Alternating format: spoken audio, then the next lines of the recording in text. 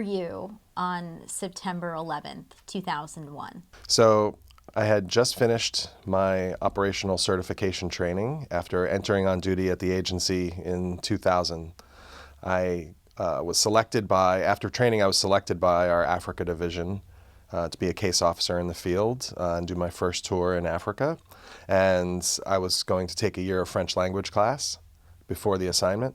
And 9/11 happened to be the second day of the French class. There was many of us who were, just beginning our careers, and we all were huddled around televisions and watching, the first tower fall, hearing word that the Pentagon was hit, and several of us immediately jumped in our cars and started driving, towards the Pentagon to, assist in some manner. It just felt like a call. And of course, because of the traffic and the emergency nature of everything, we could only get so close. And a colleague of mine and I ended up at another training classmate's home. And we just sat around the television all day watching the news roll in and sort of reflecting on the moment and saying, okay, this is going to be our fight. I'm curious to know what it was like in the agency on September 12th, because it was clear that these attacks were going to change the course of history. Absolutely, and I think there's a general shock. What do we do? What just happened? What does it mean? How do we respond? What about another attack? And at this point, as you can imagine, all kinds of information is rolling in rapidly, to include, things that ultimately were not true, and that's normal in any sort of course of business in intelligence. You're constantly sifting through accurate and deliberately inaccurate information, and there was no shortage of threat information coming in from around the globe. So again, as a new officer, there's a lot of things going through your mind, is saying like, how am I going to step up in this moment? What does this mean for me? What's going to change?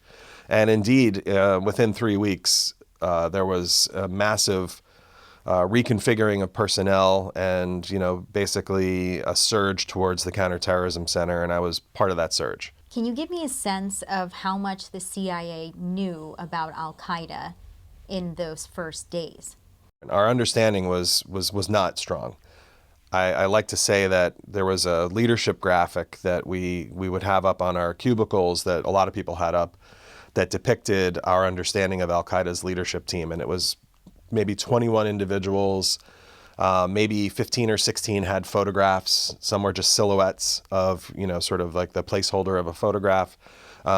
We really didn't have a deep understanding of the organization, kind of from an order of battle standpoint, to say, okay, who exactly is in this organization, which probably represented 300 or 400 people on September 10th, 2001. So you've described the fact that the CIA didn't know very much about Al-Qaeda at the time, but then information starts coming in from all different places, from all different parts of the world.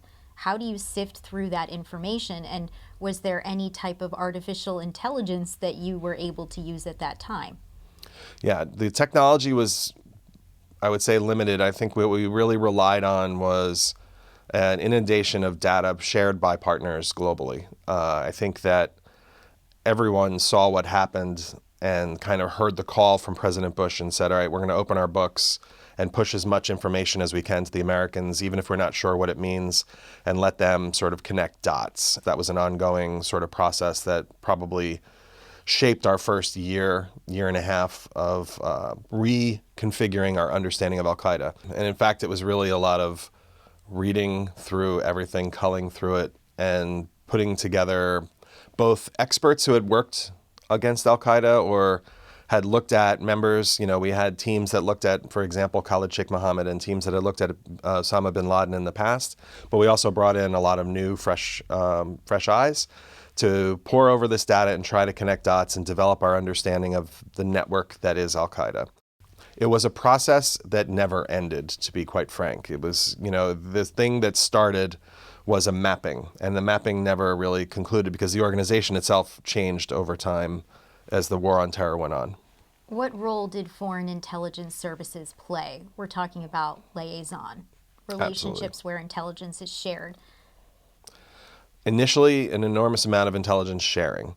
Separately, key partners around the planet said, how can we help operationally? What can we do? Because many countries had populations of concern that they were worried about a 9/11 style attack happening on their own territory.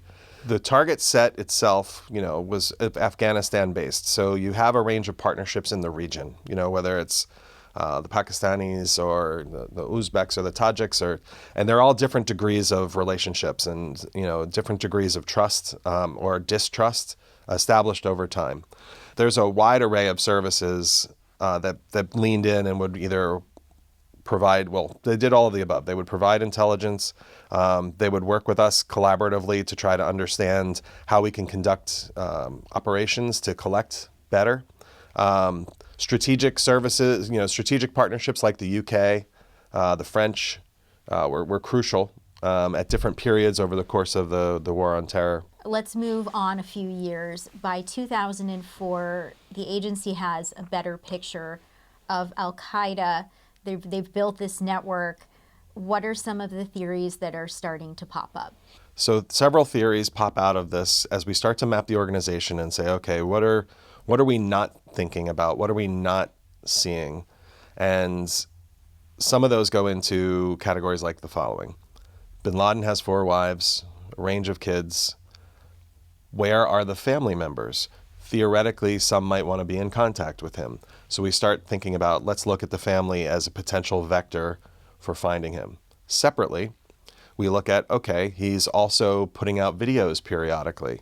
We're trying to find, how do those communications take place? How do there were tapes then, how do the tapes get out from wherever he's hiding to a public location where they're put online? A third theory had to do with couriers, like both related to the family and to the media committee, but in and of itself as a vector. Who are the individuals who take care of him close in? And there were several couriers that we had theories on that said, okay, these people were senior level, trusted individuals, and we have not had a bit of reporting on them whatsoever in several years, which is suspicious. So theoretically, the couriers would be really an interesting vector to focus in on. While you're going about tracking down all of these different leads, there have also been 2 major intelligence failures that have occurred. The first one is just a few months after the September 11th attacks in December in Tora Bora, Afghanistan, in the rugged cave complex where bin Laden is hiding and is able to escape. The second occurs in Khost in Afghanistan, where the CIA thinks that it has a great get, this Jordanian doctor who has now infiltrated the highest ranks of Al-Qaeda and the Taliban. Then he arrives on the base, he isn't searched, and he detonates a suicide vest, killing 7 CIA operatives as well as contractors. How do the failures affect the hunt and morale? It was, I don't have words to describe how awful it was to lose friends and mentors. You're still trying to find bin Laden. Yes. What is it like after that moment? Great loss, and yet you're still on this mission of trying to figure out where this man is. When the dust settled and everyone was working through their grief, a very significant redoubling of effort against Al-Qaeda to finish the job emerged. As much as everyone was working as hard as they could, I would say the gloves came off. We had to be far more aggressive against the network. And what does finishing this look like? What is the end state we're trying to get to? And it's had three major prongs. One was the removal of bin Laden and Zawahiri. Number 2 was to put so much pressure on Al-Qaeda that they were unable to project any external attacks towards the West. And the third piece of it was to effectively remove Al-Qaeda as the vanguard of the global jihad. And so now we get to the courier who stood out and ultimately led agency analysts and operatives into this compound. Tell me more about the courier. Ultimately, through some incredible targeting work, technical targeting work, colleagues at NSA, agency analysts, we were able to start to identify phone numbers that we believed were associated with this particular courier. It took painstaking work to actually geolocate him on the ground in Peshawar, Pakistan. It's a very dangerous operating environment. There was some incredible tradecraft used by the couriers where, he's leaving his home, the compound where bin Laden was. The phone is off. He turns it on in a city far away from where he resides. He's making his family phone calls or whatever calls he needs to make, and then turns off the phone again and then goes back to the compound. And also the compound in Abbottabad, the trash is burned, there's no electronics there.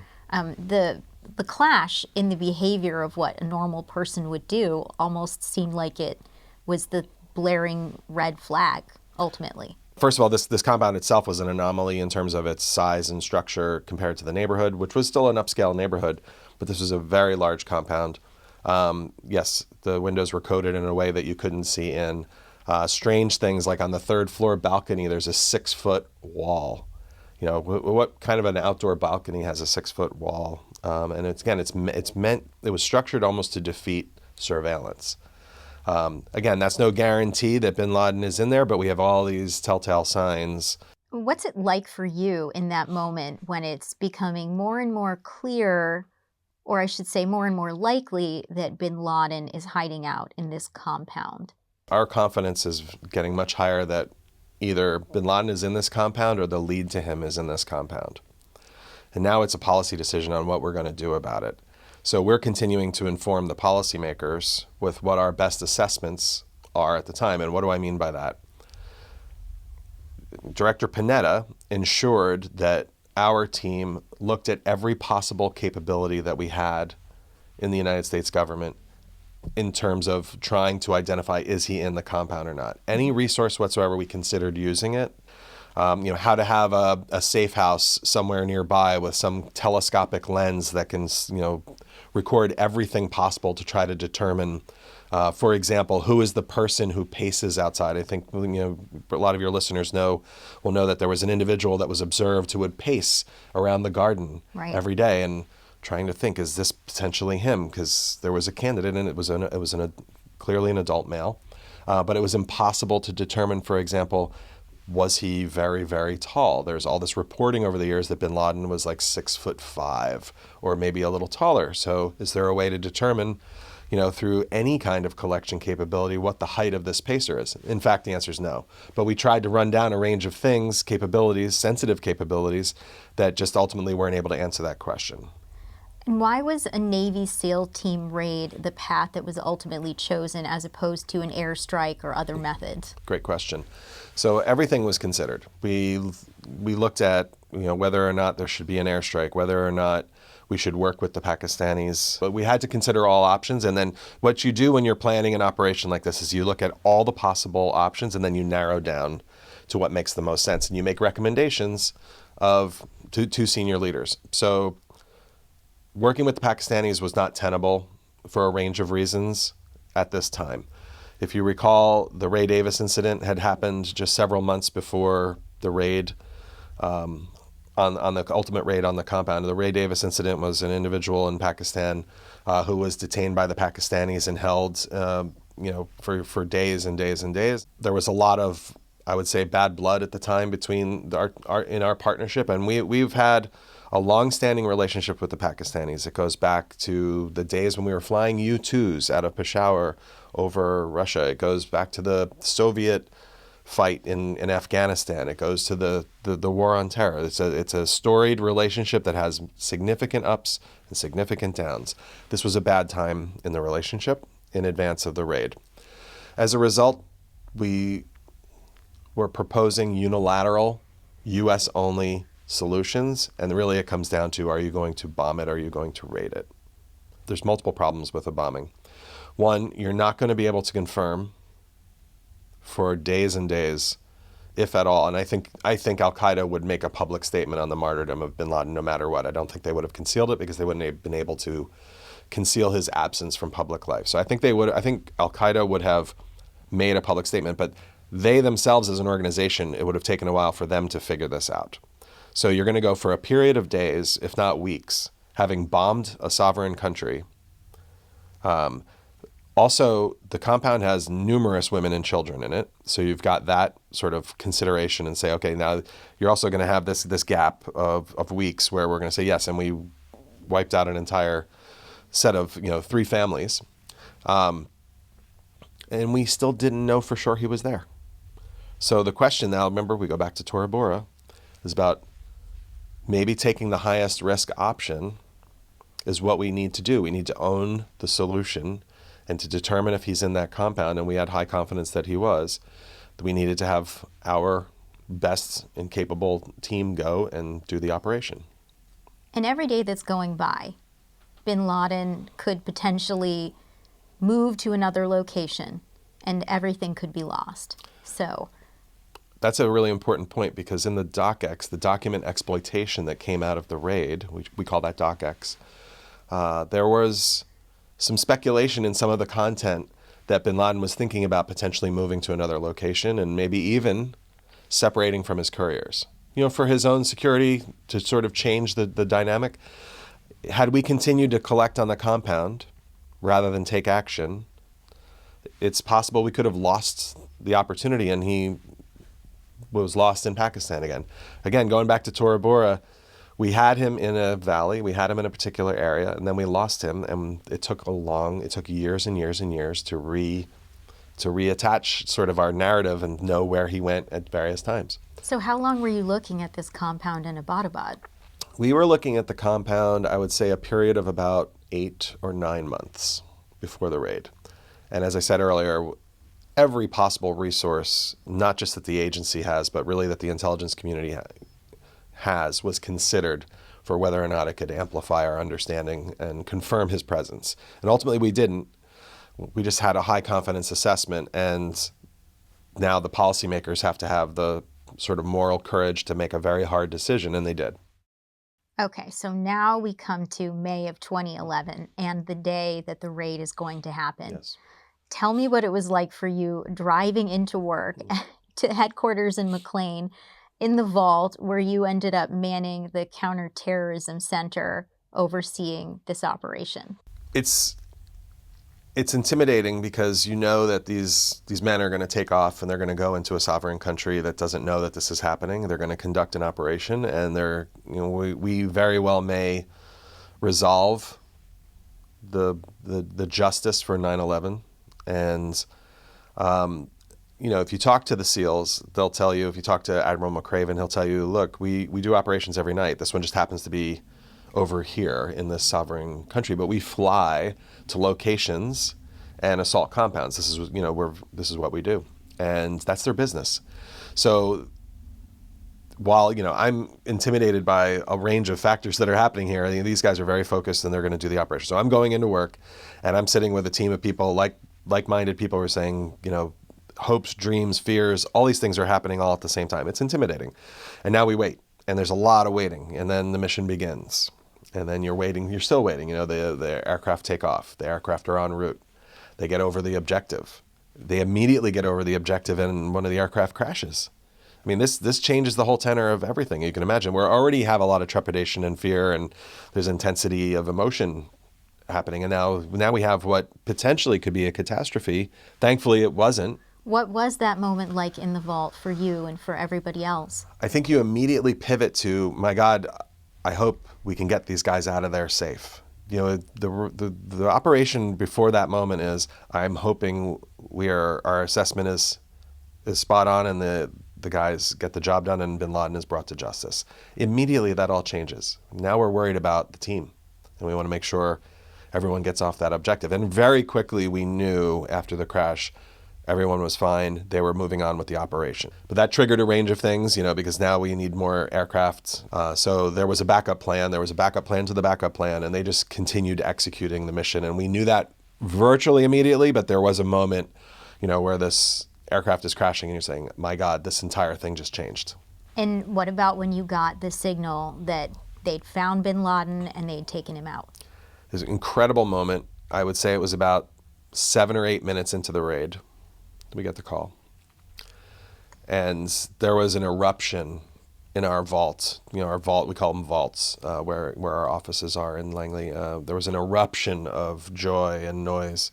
in the vaults. But then again, there was an immediate refocusing of, okay, now, again, the guys have to get out of the country because this is a sovereign country. We need to, so to speak, get off the X. What we like to say is get off the X. Right. The Pakistanis didn't know they were there, and there was danger for them being there. Correct. And we're monitoring communications. Does the Pakistani system wake up? Do they scramble jets? Do they alert local police forces to come to the compound? All these things are on the table.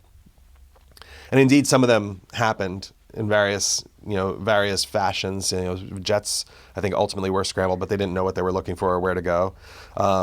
Locals around the compound were responding to the crash, which caused a lot of noise, and were walking to the compound. But we had someone on the team who could speak the local language natively, and who was basically saying, this is an official Pakistani operation, please stay back, which was incredibly important. He saved a lot of lives, because I think if the people had come to the compound, there probably would have been more danger for the SEAL team to get off the X. And the SEALs couldn't linger. No. So what was the most important piece of intelligence that they were able to take with them when they left? Well, a wide array of computer media was pulled off the objective, but not all of it was pulled off. But there was communications that really helped us understand Al-Qaeda from a leadership standpoint.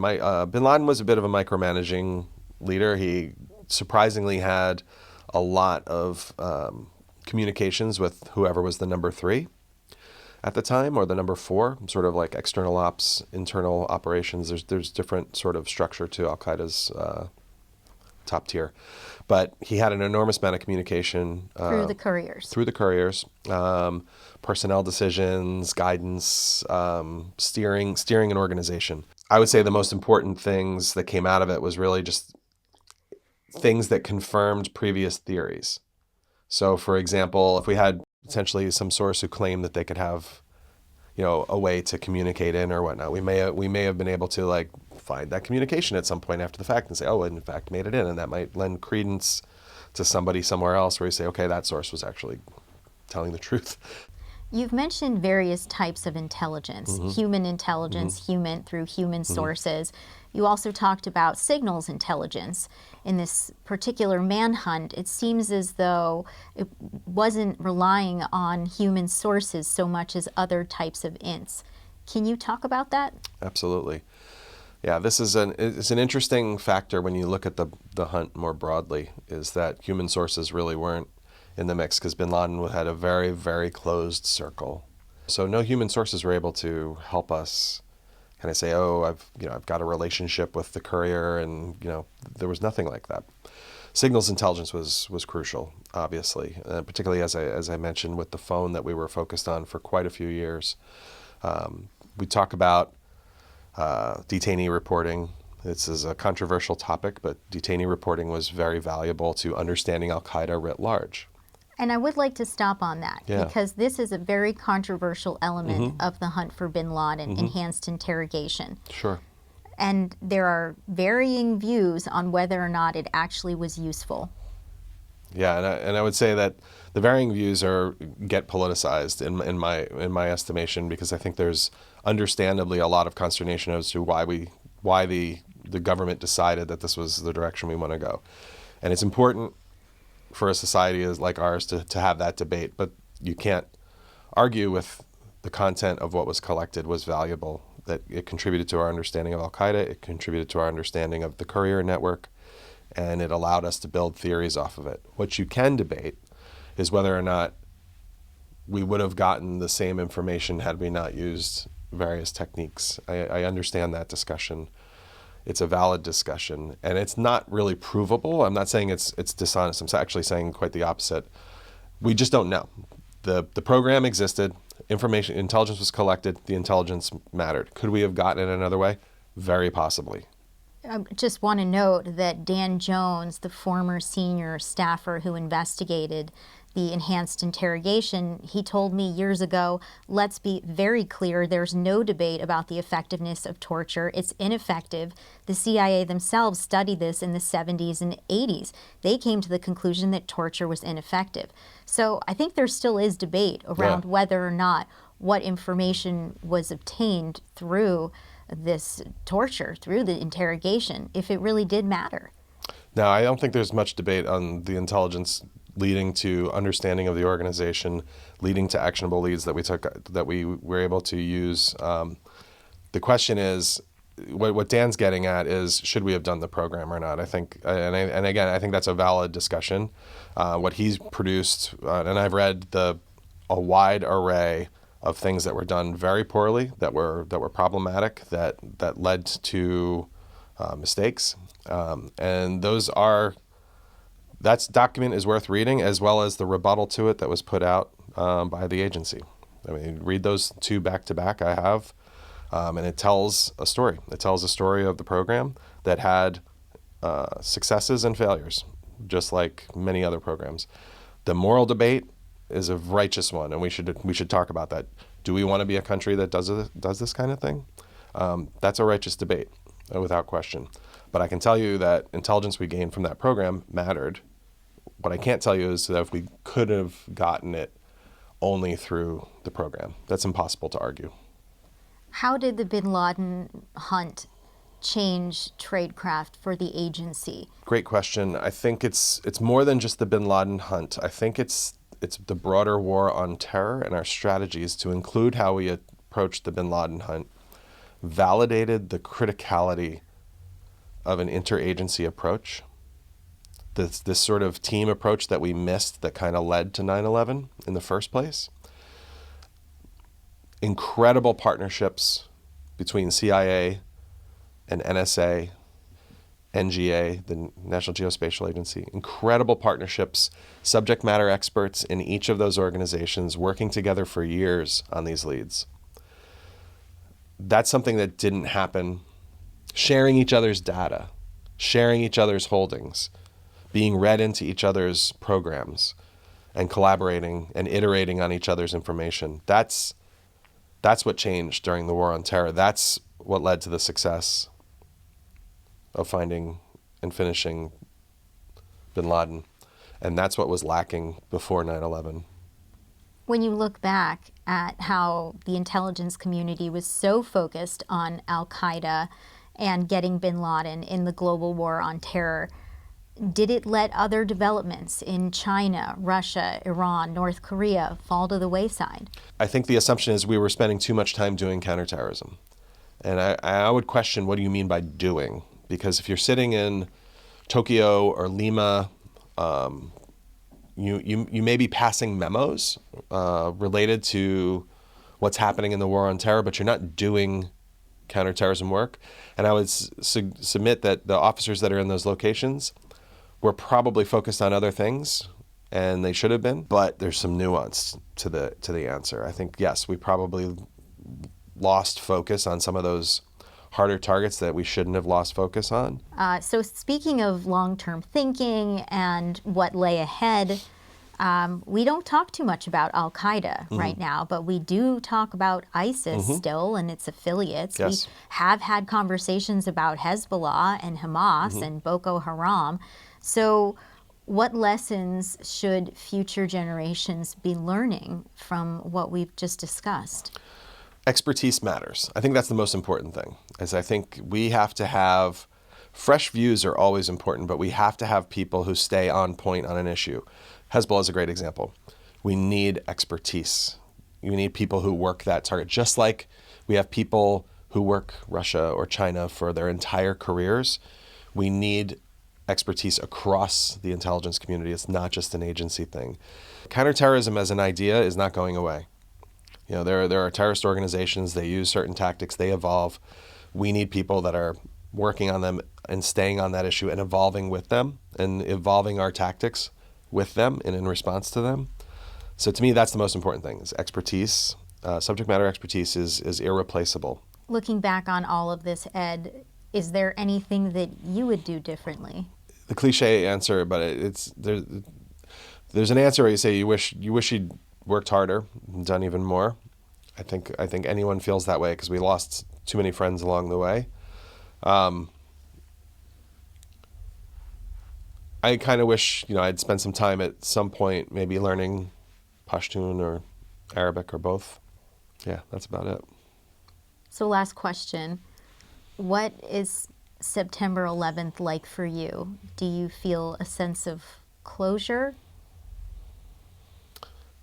I think I sense the fragility of the world, when I stop and think about what September 11th felt like, the day itself. The things I said earlier about, we were in French language. We were in the class. We had two instructors. One comes in and interrupts the class and said, "Hey, we need to take a break and come out to the hallway." And the first instructor's like, "No, we're in the middle of a class. We're going to take a break shortly." And the second one said, "No, you have to take a break now." As soon as we walked out and the TV was on, like, the whole world changed. And that was a moment, right? And I remember that moment. I remember driving to the Pentagon. I remember sitting with my training classmates at the house near the Pentagon as we're watching the television. And I think back about those moments and say, one, how did I feel then about, my God, the world just changed and I don't know what this means? To, in retrospect, looking back and saying, the world changed and I know what it means. I know what it meant to me. It changed my whole life. And so I do think about it quite a bit. And when September 11th comes around, it's very, very poignant. And I think about the friends we lost along the way, and there's too many. There's too many. And I think about them, and I think about the sacrifice they made. And when you think about people like that, even if you gave everything you had, you still wish you gave more because they gave it all. And that's not cliche. That's real. And it's something that you think about constantly. And on days like that, you think about it. I recently I did a walking tour of Arlington Cemetery and went to visit some old friends. And it was hard, and it reminds you of those things. And it makes you wish you did more. It makes you wish you worked harder, you worked faster, did whatever. Ed, thank you so much for coming in and Sasha. sharing this experience. We really appreciate it. Thank you so much, Sasha. I really appreciate being here. Thank you so much.